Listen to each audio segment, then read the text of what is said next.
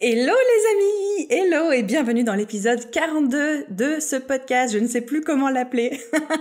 Non, je rigole. En fait, comme la dernière fois, pour ceux qui ont écouté l'épisode de la semaine dernière, si vous n'étiez pas là la semaine dernière, mais bienvenue, trop contente de vous accueillir, le podcast est en transition entre deux noms. Avant, le podcast s'appelait et s'appelle peut-être toujours pour vous maintenant The Bee Boost, le podcast qui booste les entrepreneurs, mais je suis en transition. Pour changer le nom, bientôt le podcast s'appellera « Je peux plus, j'ai business » et c'est peut-être le nom que vous êtes en train de voir en ce moment. Quoi qu'il en soit, bienvenue dans l'épisode 42 du podcast sans nom ou du podcast en transition. Appelez-le comme vous voulez. Je suis trop contente de faire cet épisode et de l'enregistrer. Je suis survoltée, surboostée. En plus, aujourd'hui c'est une journée un petit peu spéciale. Bon, pas grand chose, mais si je peux prendre 2 secondes pour vous raconter ma vie, vous êtes d'accord? Non, allez, plus sérieusement, aujourd'hui, j'ai fait une petite expérience que j'avais jamais faite avant, c'est que sur Instagram, j'ai filmé toute ma journée en story Instagram, c'est-à-dire que depuis mon lever le matin à 5h30 jusqu'à maintenant, le moindre fait de ma journée, je l'ai filmé, je l'ai documenté, j'expliquais ce que je faisais, j'expliquais comment je travaillais, avec quels outils, etc. Tout simplement parce que c'est quelque chose qui m'a été demandé. En fait, on m'a demandé de vous montrer comment c'était une journée avec moi. Donc, c'est ce que je suis en train de faire. Et je suis en train d'enregistrer cet épisode de podcast dans le cadre de cette journée aussi. Donc, j'ai tout documenté, le process de comment je crée mon podcast, comment j'écris mes épisodes, quel matériel j'utilise dans ces fameuses stories. La bonne nouvelle, c'est que si vous avez loupé ça, les stories sont sauvegardées en story permanente. Donc, il vous suffit d'aller sur mon Instagram. Donc, c'est le @TheBeeBoost, THEBBOOST, et vous allez dans les stories en highlight, les stories permanentes sur mon profil, et vous allez trouver un truc qui s'appelle A Day With Me, et vous allez retrouver toutes les stories. Voilà, c'était pour le petit moment Instapub. Donc aujourd'hui, dans l'épisode 42 du podcast sans nom, on va parler, et c'est de saison, des 5 leçons que j'ai apprises en 2019 et que je garde pour 2020. 2019 a été une année d'entrepreneuriat très très riche pour moi. J'ai fait beaucoup de conneries, j'ai appris beaucoup de choses, j'ai vécu beaucoup d'émotions, j'ai vécu une énorme transition et du coup forcément j'en ai retiré des précieuses leçons que j'ai envie de partager avec vous, tout simplement pour que ça puisse vous inspirer, vous éviter éventuellement de faire les mêmes bêtises que moi. Et si ce petit moment de partage peut vous permettre de gagner du temps dans votre propre aventure entrepreneuriale, eh bien je serai la plus heureuse du monde. Avant de commencer, comme d'habitude, c'est le moment pour moi de faire ma petite dédicace à l'un d'entre vous qui prend le temps et qui prend la peine de me laisser un commentaire. Donc là, c'est un commentaire de septembre, du mois de septembre, là on est au mois de décembre, de Sweet Mellow Chill, qui dit « Le podcast porte super bien son nom ». Ah bah c'est pas lui qui change de nom. La voix d'Aline pétille. Elle a plein de bons conseils et astuces que j'essaie d'appliquer au mieux. C'est un plaisir de l'écouter. Merci Sweet Mellow Chill. Vous n'avez pas idée à quel point vos commentaires me boostent, à quel point ça m'encourage à continuer. On n'oublie pas que les podcasts, c'est du temps. Les articles de blog, c'est du temps que je prends gratuitement, c'est du temps que je ne coach ou que je passe à ne pas coacher, c'est du temps que je passe à ne pas travailler sur mon business, mais en même temps, j'aime tellement ce lien avec vous et partager toutes mes expériences avec vous que pour rien au monde, je n'arrêterai. Et comme je le dis tout le temps et je le pense du fond de mes tripes, même si c'était qu'une seule personne, même s'il y avait qu'une seule personne qui m'écoutait, eh ben je le ferais quand même. Tout simplement parce que c'est ça que j'adore, quoi. C'est vous parler, vous rebooster, vous aider à développer votre business pour que votre business, à son tour, puisse changer d'autres vies, impacter d'autres gens, faire une différence. Et je crois dur comme fer que l'entrepreneuriat, c'est une des grandes portes d'entrée pour faire changer le monde et que tous, à notre échelle, on a un pouvoir avec nos business respectifs incroyable pour avoir un impact positif sur notre société. Donc, continuez, tous autant que vous êtes, continuez avec votre business, accrochez-vous, ne lâchez rien parce que c'est vous qui êtes en train de faire une différence positive sur ce monde, de rendre cette société un peu meilleure. Allez-y, moi je suis la pom-pom girl derrière vous. Go. Bon, je digresse. Faut pas me lancer sur ce genre de sujet parce que vraiment, typiquement après, je suis partie, on ne m'arrête plus. Ok, du coup, cet épisode de fin d'année 2019, c'est pour moi l'occasion de faire un bilan, et c'est ce que j'ai fait, un bilan sur l'année écoulée, un plan d'action sur l'année à venir. J'ai créé mon plan d'action pour les 12 mois de 2020. C'était d'ailleurs le sujet de l'épisode de la semaine dernière, si vous ne l'avez pas encore écouté, de comment faire son bilan 2019 et comment fixer ses objectifs. Et aujourd'hui, c'est ça que je veux partager avec vous, c'est les fameuses 5 leçons que j'ai apprises en 2019 et que j'emporte avec moi pour 2020 parce qu'elles vont continuer à me servir. Et pour vous qui m'écoutez en podcast, j'en ai aussi rajouté une 6e, qui est peut-être la plus importante de toutes, et je ne l'ai pas mise dans l'article de blog, parce que c'est ça le flemmard, ils ont pas qu'à me lire, et il faut qu'ils m'écoutent aussi raconter ma vie. Non, je rigole, évidemment, j'aime tout le monde. Mais c'est vrai que c'est un peu un épisode racontage de vie, et en même temps, je sais que quelque chose, moi, qui m'inspire énormément, c'est d'écouter les expériences, les vécus d'autres entrepreneurs, et donc j'espère qu'à mon tour, je pourrai pas vous inspirer, mais vous rebooster, vous remotiver, vous donner des éléments d'action et vous éviter de faire des conneries, tout simplement. La première leçon que j'ai apprise mais dans la douleur en 2019 et que j'emporte avec moi en 2020, c'est que c'est pas grave de se tromper, d'essayer et d'abandonner. Encore une fois, c'est, je crois, l'expérience la plus douloureuse que j'ai vécue cette année. Parce que quand on se lance dans l'entrepreneuriat, quand on est entrepreneur, on nous dit tout le temps, on lit tout le temps, on voit tout le temps que c'est normal de tester, qu'il est essentiel de tester, pour valider son idée, d'expérimenter, etc., etc. Ok. Mais qui dit test, qui dit expérimentation, dit aussi échec. Forcément, on ne sait pas si ça va marcher, c'est bien pour ça qu'on teste, c'est bien pour ça que c'est appelé un test. Seulement, il y a une chose dont personne ne parle et qu'on se garde bien d'évoquer. C'est à quel point c'est dur de lancer un projet de manière publique, c'est-à-dire d'en parler à sa communauté, d'en parler à ses proches, enfin d'en parler à voix haute, à quel point c'est dur de lancer un test, puis de décider de l'abandonner ou d'échouer, pour X ou Y raison, et de devoir ensuite affronter les questions des autres et le jugement des autres et le jugement de soi-même. C'est ça qui est très compliqué. Et c'est de ça dont on ne parle jamais. Et moi, c'est le mur que je me suis pris en pleine figure cette année. C'est que, ok, c'est normal de tester, mais personne te dit, quand tu échoues à ton test, comment tu fais pour gérer cet échec. Et l'exemple, moi, qui m'est arrivé cette année, c'est le fameux exemple de Pixelbiz. Pixelbiz, pour ceux qui savent pas ce que c'est un second business que j'ai lancé cette année. Donc, j'avais commencé à le lancer au mois de mars 2019. J'ai d'ailleurs documenté l'ensemble du process de comment je créais ce business. J'avais tourné une vidéo par jour. Elles sont toutes sur ma chaîne YouTube, pour ceux que ça intéresse. Et j'étais à fond, j'en avais parlé à tout le monde, j'en avais parlé à mon audience, je leur avais dit « Ouais, je lance un nouveau business et je vous documente le process ». Tout le monde était au courant. Et même, je vais aller plus loin, Pixelbiz, c'était le business parfait sur papier. C'était un business qui était ultra niché. Enseigner la retouche photo en France, il y a une personne qui fait ça. Mais il y avait un espace de ouf à prendre. Donc, niche parfaite. Expertise parfaite, c'était mon métier en tant que freelance. J'ai très bien gagné ma vie avec ça. Je travaillais pour des clients grands comptes. Je travaillais pour Yves Saint Laurent, L'Oréal, Chanel, Dior, Lancôme. Enfin, j'avais cette expertise. Et en plus, j'avais l'audience. Les gens à qui j'en avais parlé étaient à fond. Ils étaient déjà prêts à acheter les formations. Bref, tout était parfait sur le papier. Et là, catastrophe. Je lance le business. J'écris mes articles de blog, je commence à créer mes premiers tutoriels, je lance le machin, blablabla, je fais mes études de marché, tout était parfait. Et en juin 2019 vient le moment où je dois réaliser les formations. J'avais prévu 1 mois entier, j'étais partie à Montréal, je m'étais dit, tu fais que ça de tout le mois de juin. Et là, méga blocage sur le sujet. Impossible de créer les formations, procrastination puissance 10 000, démotivation, envie de pleurer dès que j'y pense. Et j'ai réalisé à ce moment-là qu'il me manquait 2 choses essentielles que je n'avais même pas envisagées un seul instant en lançant ce business.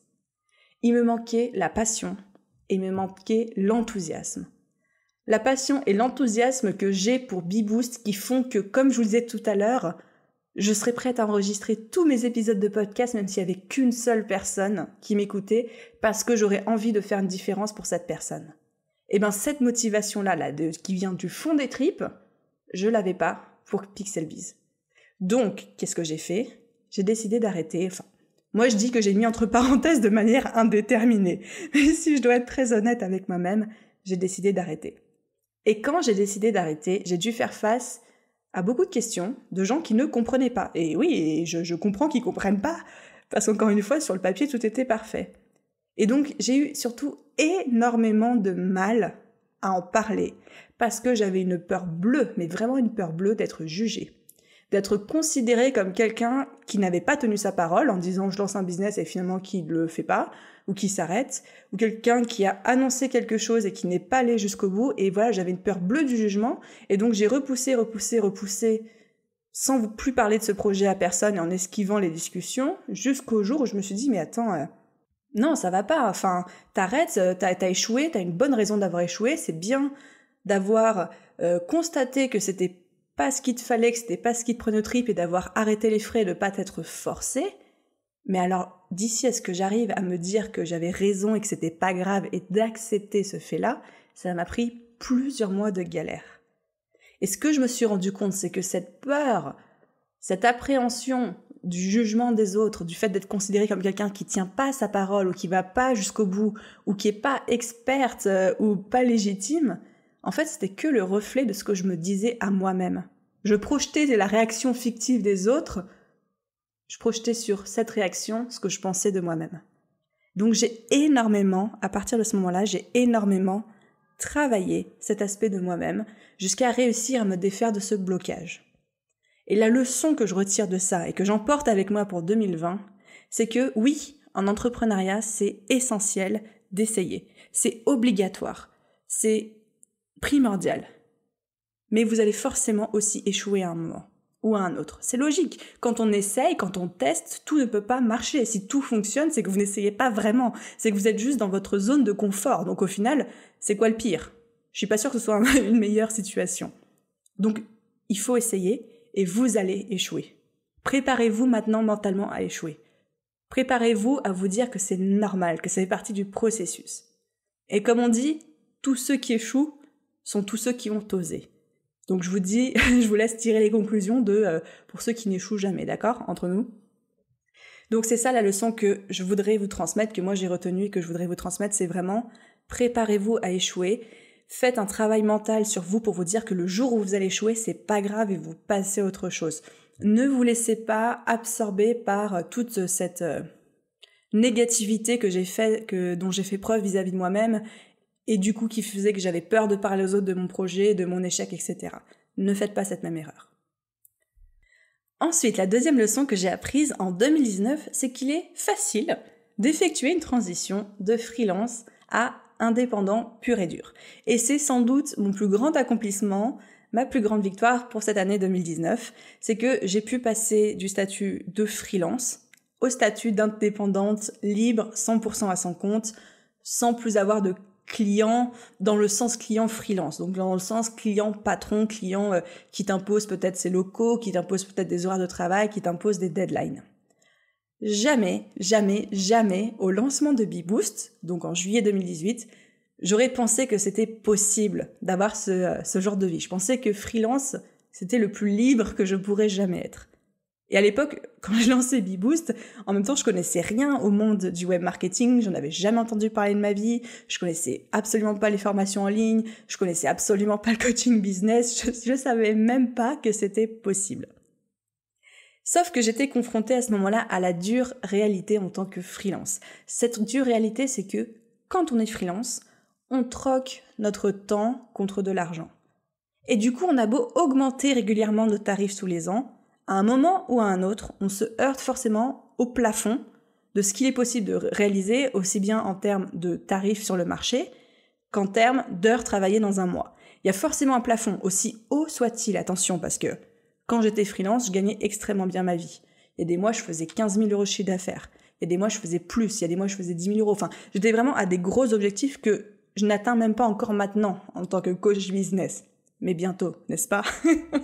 Mais voilà, il y a des gros potentiels. Il y a un énorme potentiel en tant que freelance, mais il y a un plafond, malgré tout, un plafond de tarifs, de marché et un plafond de temps de travail. Et mes journées en tant que freelance étaient rythmées presque comme celles d'un salarié. Comme j'allais travailler chez mes clients, parce qu'il y avait des questions de confidentialité, des choses comme ça, de facilité, d'équipe, parce qu'on travaillait en équipe, j'allais travailler chez mes clients, et du coup, je travaillais des jours de semaine. je travaillais à des heures de salariat et je bossais même en plus certains week-ends pour remplir des deadlines un peu trop courtes comme chaque freelance connaît. Donc, dans ces conditions, c'était très dur pour moi de voyager, d'expérimenter la fameuse liberté que tous les entrepreneurs recherchent. Et au final, j'avais juste l'impression d'être une salariée améliorée, quoi. Une salariée qui avait pas vraiment de patron et qui gagnait très bien sa vie, mais en même temps, qui était pas si libre que ça.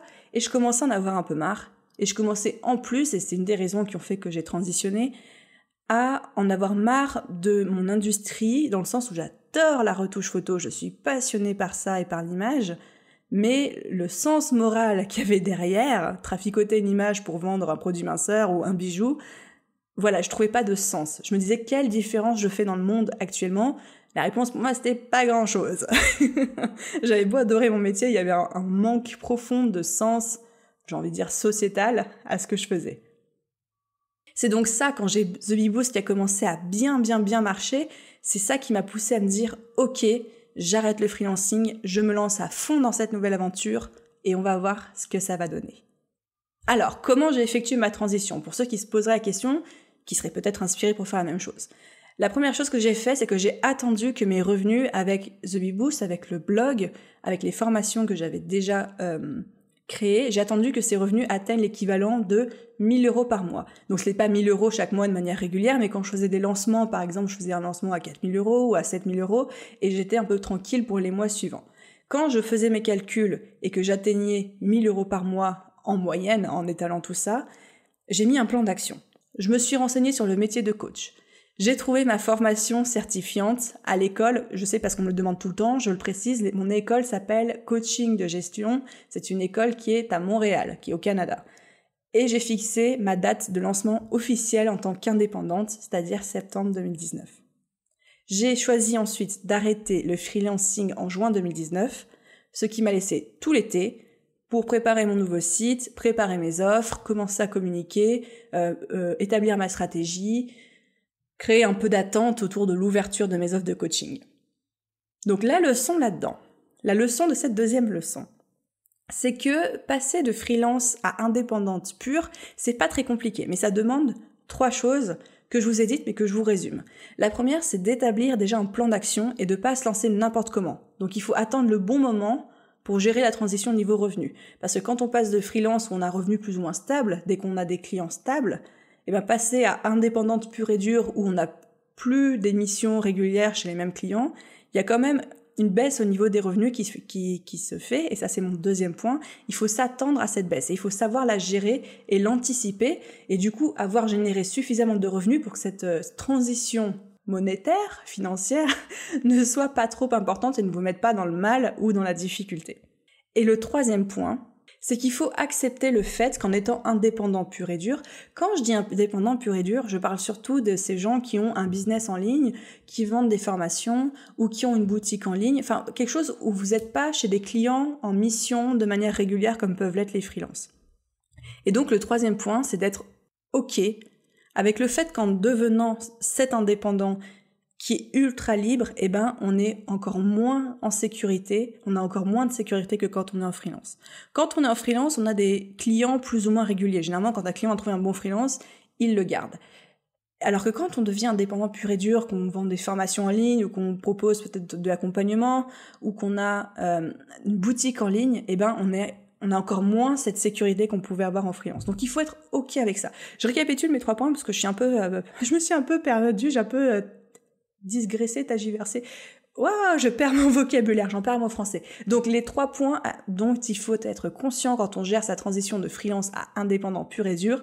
Le premier, c'est d'établir un plan d'action et de pas se lancer n'importe comment, d'attendre le bon moment. Le deuxième, c'est d'accepter qu'en étant indépendant, on va avoir des revenus qui vont d'abord chuter avant de pouvoir retrouver le niveau auquel on était en étant freelance, voire même ensuite après exploser. Et le troisième fait, c'est d'accepter le fait qu'en étant indépendant, on a encore moins de sécurité qu'en freelance. Je fais juste une petite parenthèse, je sais que le choix du vocabulaire freelance-indépendant est discutable parce que tout freelance est indépendant, tout indépendant n'est pas forcément freelance, enfin voilà, vous avez compris, mais je pense que la distinction est faite et que vous avez compris pourquoi j'ai choisi ces 2 mots et pourquoi je faisais une différence. Ok, donc ça c'était pour la leçon numéro 2.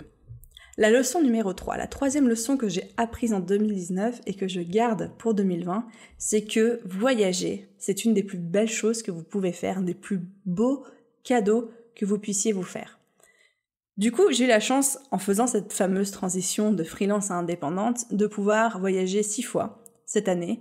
J'ai voyagé à New York, en Crète, à Montréal, en Croatie, en Californie et à Berlin, pour un équivalent de, j'ai calculé, presque 4 mois et demi, 5 mois dans l'année.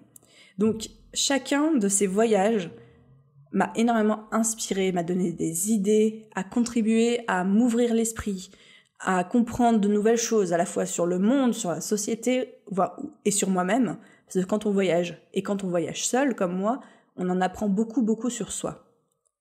Et la leçon que j'en tire, c'est le cadeau caché que je n'avais pas vu venir en me lançant dans le voyage. C'est que j'ai adoré voyager autant, mais je sais que jamais je ne pourrai être digital nomade et refaire ça chaque année. C'était un petit peu trop pour moi. Et je suis tellement contente, j'éprouve tellement de gratitude pour le fait d'avoir pu expérimenter cette vie pour me rendre compte que c'était pas fait pour moi. Pour me rendre compte que moi j'ai besoin d'avoir mon chez-moi, j'ai besoin d'avoir mes routines, j'ai besoin d'avoir mes points d'ancrage. J'adore voyager, je continuerai à voyager, mais beaucoup moins que ce que j'ai fait actuellement. Et il est hors de question pour moi de ne plus avoir de maison tout court. Donc c'est vraiment quelque chose que je vous souhaite à vous, c'est de pouvoir expérimenter ce mode de vie, ne serait-ce que pour vous dire est-ce que c'est vraiment fait pour moi ou pas. Mais dans tous les cas, voyager ne serait-ce que pour l'ouverture d'esprit et la connaissance de soi-même que ça fournit, l'épanouissement qu'on a avec ça, c'est juste incroyable et ça, mais genre merci l'univers pour ça quoi. Ensuite, la quatrième leçon que j'ai apprise en 2019, c'est que la loi de l'attraction, les amis, ça fonctionne du tonnerre. Je vais être très honnête avec vous sur un truc. La loi de l'attraction, c'est un truc que j'expérimente sans le savoir depuis que je suis toute petite. Des fois, je rigole même, quand j'en parle avec des amis, je rigole même en disant que des fois j'ai l'impression d'être la loi de l'attraction personnifiée parce qu'il m'arrive que des trucs comme ça tout le temps. Sauf qu'en 2019, la différence, c'est que comme j'ai appris ce que c'était la loi de l'attraction, que j'ai appris son potentiel, j'ai pu la mettre en action de manière beaucoup plus consciente et j'ai eu des résultats mais incroyables. Donc pour la première fois de ma vie, 2019, j'ai vraiment joué le jeu, c'est-à-dire j'ai cherché à savoir ce que je voulais vraiment, j'ai fait l'exercice de me concentrer H24 sur mes objectifs, j'ai fait l'exercice de rester à l'écoute des opportunités et les résultats ont été bluffants. Pour vous donner un exemple, en moins d'un an, j'ai réussi à, entre guillemets, manifester, j'aime pas trop ce mot, mais c'est comme ça que ça se dit dans le jargon, j'ai réussi à manifester ma transition de freelance à coach, j'ai réussi à manifester mon premier talk sur scène, ma première scène, j'ai réussi, quand je me suis mise à la manifestation d'argent, à manifester l'équivalent de 5 000 € en quelques jours, j'ai réussi à manifester des rencontres incroyable que j'aurais jamais cru être possible. Je peux pas vous en dire plus dans ce podcast parce que ça va être des invités qui vont débarquer en janvier sur le podcast et j'ai tellement, je veux pas vous spoiler mais j'ai trop hâte que vous voyez ça. Bref, en gros, pour la première année où j'ai consciemment utilisé la loi de l'attraction, j'ai eu des résultats incroyables qui m'ont moi-même bluffé. Même si j'y croyais, ça m'a bluffé. Mais du coup, je vais pas vous laisser en rade. Je sais que vous êtes en train de vous dire « Ouais, arrête de te vanter, Aline, hein, on veut savoir comment faire aussi. » Et vous avez raison si vous êtes comme ça. Comment est-ce que vous pouvez faire fonctionner la loi de l'attraction ? Alors, je vais pas faire un épisode entier là-dessus. Déjà, cet épisode va être long et je voudrais pas qu'il soit trop long non plus. Mais voici quelques petits conseils pour débuter avec la loi de l'attraction. Le premier, c'est d'être ultra honnête vis-à-vis de vous-même et de ce que vous demandez. Si vous n'êtes pas aligné au niveau de vos tripes, on en parlait dans l'introduction de ce podcast, ça ne marche pas. Si j'avais manifesté quoi que ce soit par rapport au projet Pixelbiz, ça n'aurait jamais fonctionné parce que tripement parlant, ce n'était pas mon truc, je n'étais pas alignée. La deuxième chose, c'est qu'il faut être extrêmement précis par rapport à ce que vous demandez et ce que vous désirez. Si c'est trop vague, ça ne se produira pas, ou alors ça va se produire, mais pas de la manière dont vous le souhaitez. Par exemple, à un moment, c'était début novembre 2019, je faisais mes exercices de manifestation d'argent. Je voulais plus d'argent, je disais j'ai pas assez d'argent, j'en veux plus, et j'ai manifesté, j'ai mis mon énergie dessus, mes tripes dessus, Et ben je vous jure qu'en 3 jours, j'ai 3 anciens clients de retouche photo qui m'ont appelé, alors que j'avais pas de nouvelles depuis des mois, en me proposant du boulot en retouche photo. Alors du coup, moi j'ai rigolé, j'ai dit non, j'ai rigolé, je dis mais c'est pas ça que je veux, moi je veux de l'argent, je veux pas du boulot en retouche. Et après je me suis dit, ah oui, mais j'ai pas spécifié d'où il devait venir cet argent. Donc voilà, ça c'était pour la petite anecdote, mais quand vous demandez quelque chose, quand vous cherchez à manifester un résultat, n'oubliez pas d'être ultra précis. Ne demandez pas juste de l'argent, demandez de l'argent de la manière dont vous voulez l'obtenir. Et enfin, le troisième point, le troisième conseil que je peux vous donner pour commencer à bosser la loi de l'attraction pour vous, c'est de jouer le jeu et de rester en action, de pas se contenter d'attendre que ça se passe. Évidemment, la loi de l'attraction, c'est pas juste de crier très fort « je veux ça » puis d'attendre les bras croisés que ça fonctionne, il y a rien de magique. L'explication scientifique qu'il y a derrière la loi d'attraction, c'est le fait que quand vous concentrez votre cerveau sur un objectif ultra précis de manière répétitive, sachant que votre cerveau ne sait pas faire la différence entre la réalité et l'imaginaire, eh bien, le fait de le faire constamment, ça va le rendre plus ouvert et plus réceptif aux opportunités qui peuvent vous apporter ce résultat. Mais du coup, qui dit rester ouvert et réceptif aux opportunités dit forcément d'être attentif et de continuer à avancer pour créer ces opportunités. Donc voilà, la loi d'attraction, ça n'a rien de magique, c'est bizarre parfois, je vous l'accorde. Moi, j'y crois très fort, mais le côté scientifique, c'est juste, en fait, c'est un hack du cerveau qui vous permet d'être réceptif à des opportunités que vous n'aurez jamais vues, tout simplement en persuadant votre cerveau que vous voulez ce truc-là, ce truc-là, ce truc-là, ce truc-là. Et à force de le répéter, votre cerveau va arriver à voir les opportunités qui vous permettront d'avoir ce que vous avez voulu.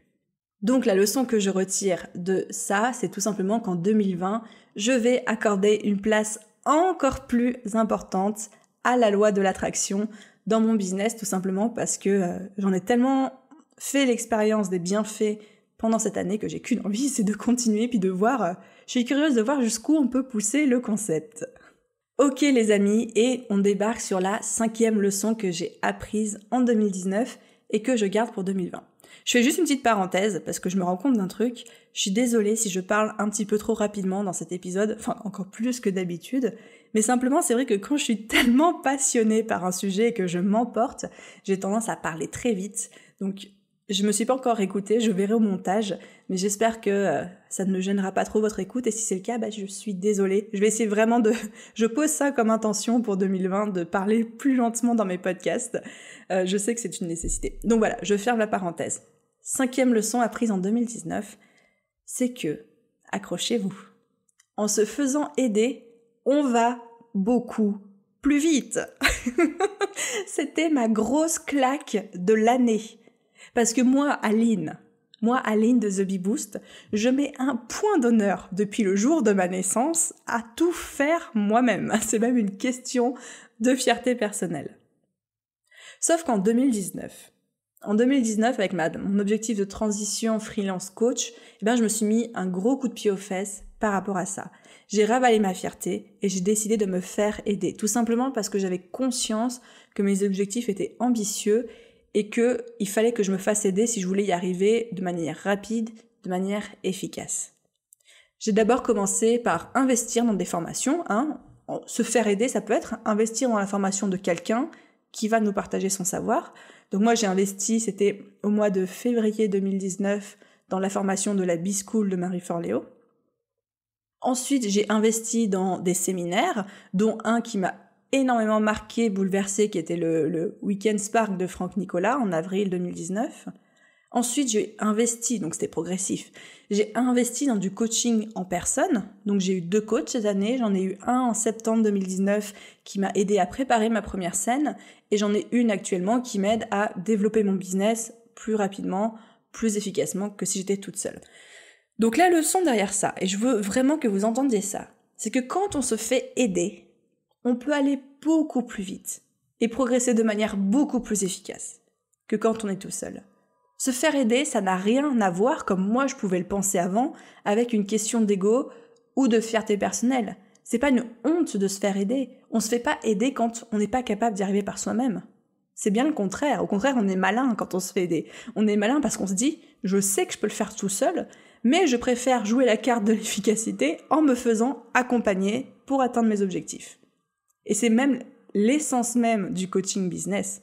C'est ça la définition même du coaching business, c'est d'accompagner les entrepreneurs à atteindre leurs objectifs plus rapidement et plus efficacement. Ça ne veut pas dire que vous n'atteindrez jamais votre objectif tout seul, au contraire, je suis la première à penser que vous en êtes capable. Mais ça veut seulement dire qu'en vous faisant aider, formation, séminaire, coaching, vous allez l'atteindre beaucoup plus vite, votre objectif, et beaucoup plus efficacement que si vous étiez tout seul. Et j'ai même un exemple très concret à vous donner, qui est mon exemple personnel. Quand je me suis lancée en freelance, j'ai tout fait toute seule, et c'était ma fierté. J'ai mis 2 ans à atteindre les 5 000 € par mois. Et j'ai encore mis 2 autres années, donc 4 ans, à atteindre les 10 000 € par mois. Quand j'ai lancé mon business en tant que coach, à l'aide de formations, en me faisant aider de formations, de séminaires, et puis de coaching maintenant, mon premier mois, septembre 2019, j'étais déjà à 5 000 €. Boum, j'ai gagné 2 ans. Alors certes, il y avait l'expérience, mais n'oubliez pas que j'ai été freelance, que j'avais jamais monté de business en ligne. Quand j'étais freelance, j'avais même pas de portfolio parce que c'était tout du bouche à oreille. Première fois de ma vie que je lançais un business en ligne aussi complet qu'était The Bee Boost. Premier mois, 5 000 € parce que j'ai su me faire aider. J'ai su jouer la carte de l'efficacité plutôt que la carte de la fierté mal placée en mode « non, c'est moi qui fais ». C'est ça la différence entre les deux résultats. Je me suis formée, je me suis faite coacher et je le fais encore. Donc c'est pas une honte, encore une fois, de se faire aider, c'est être malin. Donc les amis, faites-vous accompagner. Et oui, je suis en train de vous prêcher ma propre paroisse. Si vous voulez un coach business, je suis là pour vous aider. Bim. J'allais dire je rigole, mais en fait non, je rigole pas. C'est pour de vrai.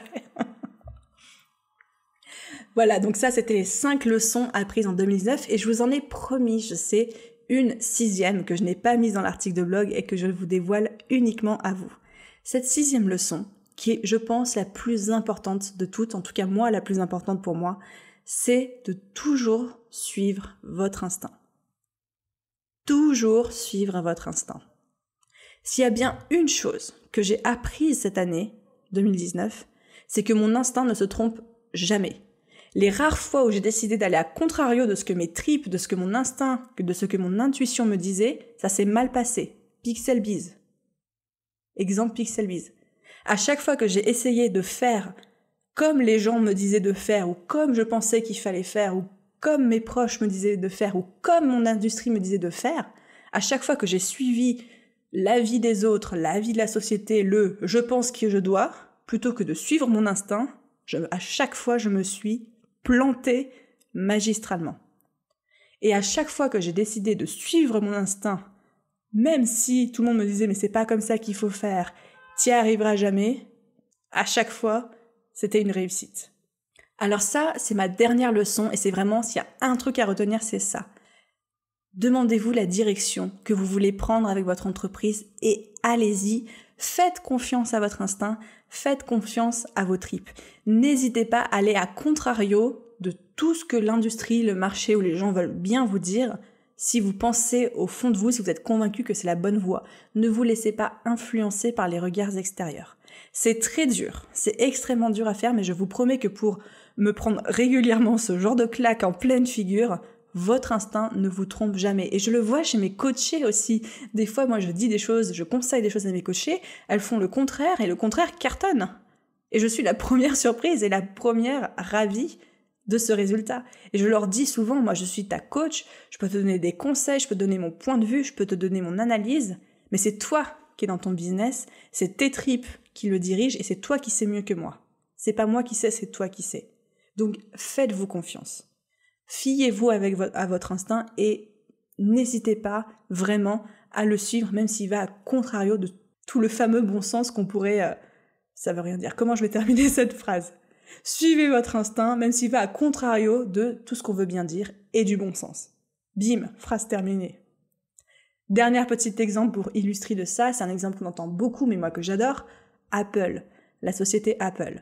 Vous pensez que quand Steve Jobs a dit « Non, moi je vais être la première marque qui va fonctionner en circuit fermé », c'est-à-dire que c'est moi qui vais créer tous mes composants et qui vais assembler dans mes usines, alors que tous les autres acteurs du marché, eh ben, ils piquaient leurs composants à droite, à gauche. Microsoft, il faisait faire ses cartes graphiques par Nvidia, et puis ses écrans par Samsung, et puis machin ci, et puis voilà, tout le monde prenait des composants chez tout le monde. Apple, c'était la première société à dire non, nous on va tout fabriquer en interne et on va tout assembler en interne. Il n'y a pas un composant extérieur qui va rentrer dans nos ordinateurs. Comme ça, on contrôle tout. Mais tout le monde leur a dit à l'époque qu'ils étaient tarés. Tout le monde les a envoyés bouler en disant que ça fonctionnerait jamais.